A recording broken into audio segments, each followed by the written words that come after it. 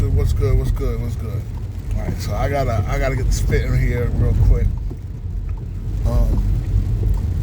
Yeah, so you have a little situation going on, right? And again, I really want to put it to bed because, you know, at this point, you get like a lot of this stuff is just he said, she said, right? I'm one to believe that black men really shouldn't beef, but if you gotta beef, if you gotta beef, come at it in the most peaceful man-to-man way, right? Be men about it and speak your grievances. You understand what I'm saying? That's the best way to handle things as men. So, getting down to it, apparently, and this is a shout out to Carcino for Life. I was watching his live just now, so I really got to give my bro man take on it. Your boy LeBron James, again, this is not even a take sides in it, because again, Stephen A is not the perfect guy to defend. Like, you know, some of the things he said about others, you know, again, I get that it's his job to talk about, again, that's his job, right? There is a certain amount of pride in Stephen A being the top face of the place like ESPN. But then Stephen A should also realize who some of the brothers he stepped on, and some of the games he played, and some of the people he's thrown under the bus and not been fair with to get there, right? I mean, you know, the Glenn Robinsons, the Kwame Brown, stuff like that, right? You know, getting to the point where you think you're too big and you can't give credit to anybody or anybody you feel you deem not a superstar or beneath them, right? Like, at that point, you're not being fair you're not being fair to those you cover. You feel me? You're not being fair. You're being what do you call it? Vicious, malicious. You understand what I'm saying? So Stephen A, again, he's got some skeletons in his closet, right? When I agree with Stephen A, I say so. When I disagree, I say so. I would say he's a guy that I agree with about close to 50-50, maybe 60-40, right? I agree with 60 to 40 of his takes. I think he knows a little bit about basketball. He's not the savant that he claims out to be, you know. And again, players take him to task on that situation, right? Players will take him to task on, acting like his basketball resume. Again, he's a guy who when I first started hearing him on the radio, I remember back in, we used to come on WFAN. He was the Philly guy, and he would come on WFAN. Ironically, he started coming on Mike and the Mad Dog show. If you know, Mad Dog Russo is now on his show on Wednesdays or whatever on First Take, right? And I honestly should start watching it because I was a big fan of Mike and the Mad Dog. To me, those guys are the reason why we have 24-hour sports talk radio. They're the reason why we have these debate shows. Like, people don't realize that, right?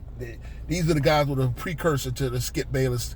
These are these guys sat there. They talk a lot of baseball on WFAN, but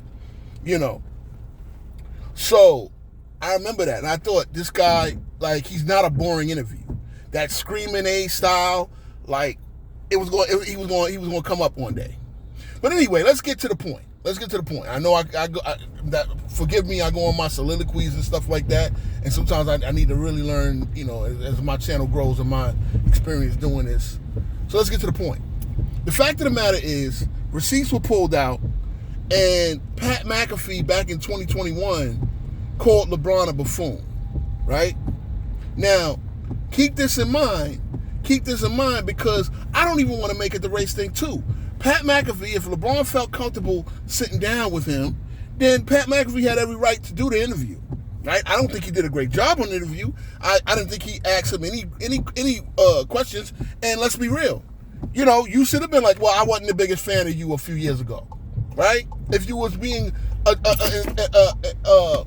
you had any journalistic integrity. Of course he doesn't, because he's a former punter, right? He's a punter, McAfee. Like, he's not a journalist. He didn't go to journalism school. He's really good at talking, hosting, riling up. Like, I think he's perfect on the WWE, right? I wouldn't watch this guy. See, like this is news to me, the receipts being pulled, because I don't watch Pat McAfee. I wouldn't watch his show on sports. I don't care what a punter thinks about sports. And he shows you like he knows nothing about basketball, right? And that's my number one sport. All right. How much football do you know as a punter? Right? Okay, you play the sport. You were good at kicking the ball. You were good at kicking the ball out of the, on fourth down. Right? I couldn't even tell you what his stats was, who he played for, how long he played for, whatever. But he's good at rally. He's a good rah-rah guy on TV. He's a good, and that's, maybe that's where LeBron felt comfortable. But here's the problem, LeBron. This is why I'm not even going to call Pat McAfee. I'm not even going to do the whole race thing. It's not about race. It's about you, LeBron. You went on this show to talk about the media hating on you. And again, like we said, you got a lot of brothers in your camp who worship the ground you walk on. You didn't have, again, right? You went in the middle of the season with a game to prepare for. You went and sat down at Pat McAfee studio to give him about an hour. And you can't even call in to Draymond Green's goofy little podcast. You do a podcast with JJ Redick, right? Again, if you feel comfortable, if you respect, see, this the problem is, right? And this is the thing. I'm not trying to really make it a race thing, but it is about race. Because LeBron is comfortable, and a lot of brothers are like that.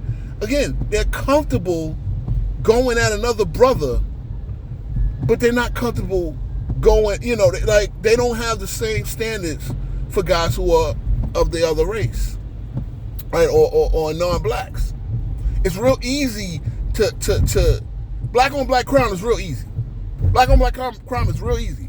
Those same brothers will never bring their tyranny to a white neighbor. But I'm not saying that, it should be done like that. Again, I started this video, I believe I said, black men, when y'all have a beef, y'all should be able to talk it out.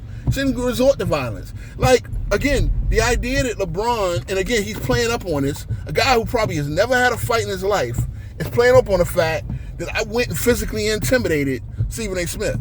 Now see, again, this is the problem with us brothers. We cannot have a discourse without the emotions getting involved, where we just going to have a debate. We just going to talk about what's what. Again, this is what Stephen A. is right. It's like, brother, you did this publicly for a reason. You made this imagery, and you kind of shocked me in the process. You came to me in the middle of a game when you should be focusing on the next play. The Knicks were beating the Lakers for most of that game, right? The Lakers came back and win, and of course we knew, LeBron had his couple of flops, and the Knicks choked on missing some wide open threes and free throws, and the Lakers got their chance to win, and we lost the Jalen Brunson in the process. That's neither here nor there. But the fact of the matter is, this is what you did, LeBron. And this is what, when this whole Bronny thing was dead, nobody was talking about Bronny. You brought it back up.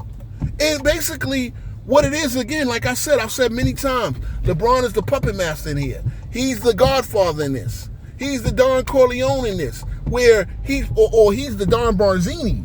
If anybody watched The Godfather 1, to know that it was him all along. And Hyman Roth in Godfather 2, it was him all along. And Don Altabello in Godfather 3. He's the guy playing everybody against each other. He's the guy. Because this is all about to get him more glorification. This whole thing is to get him more glorification and him to look like the good guy. And he's not. Again, you went on a man's show who called you a buffoon to make the point that the media is always hating. He hated on you for some off-the-court stuff, right? The China situation and your Black Lives Matter and your activism. Right. Because there's the thing. Let's keep it real, brothers. LeBron's activism, LeBron ain't no real fucking activist. He don't care. He don't care. So that's why I've gotten on for that Black Lives Matter shit. Personally. because it was never about us. If we want to really do for ourselves, if we want to really improve things, we gotta clean up shit amongst ourselves. All right. Again, the white man. Again, I'm not trying to. Pat MacAfee had every right to do the interview. He had every right to glaze him. Again, I think you could have threw two tough questions in, right? To throw shots at Stephen A. and say we don't ask scripted questions, blah blah blah. Well, yeah. Why did you have to script the questions if you weren't asking anything tough? You didn't push back on the flopping thing, nothing. Okay, so don't act holier than thou, Mr. McAfee. But the fact of the matter is, like I said, if you got the interview, if he felt comfortable with you, that's fine. The problem I'm calling LeBron out is he shouldn't have felt comfortable with you because you're on record on ESPN, and I'm sure LeBron knows this, and I'm sure his people gave him the receipts. You called him a buffoon. Now, you could have called him a lot worse names, but a white man calling a black man a buffoon, that's a little shaky. All right, but you know what? I agree. He was a buffoon because LeBron is a hypocrite. He was a hypocrite to talk about human rights and then sit there and throw the Chinese government a pass because you do business in China. Again, you could have just not said anything, but he made it a point to call out the Houston Rockets GM at the time, Daryl Morey, for saying he missed the point or whatever. And the bottom line, like, yo, how do you speak up for communism and then speak up for human rights? Black people's rights. Again, us black people in America, we don't go through communism. We don't deal with that. So, look, man, again, like I said, LeBron needs to be called on the carpet for his bullshit. I'm not going to make a huge deal about it. But, again, for you to go off on everybody, you become a hypocrite again. Because you went on a man's show where the receipts have been pulled that he called you a buffoon. Stephen A. said a lot about you. He's never called you a fucking buffoon. And understand that, man. Understand that. Peace.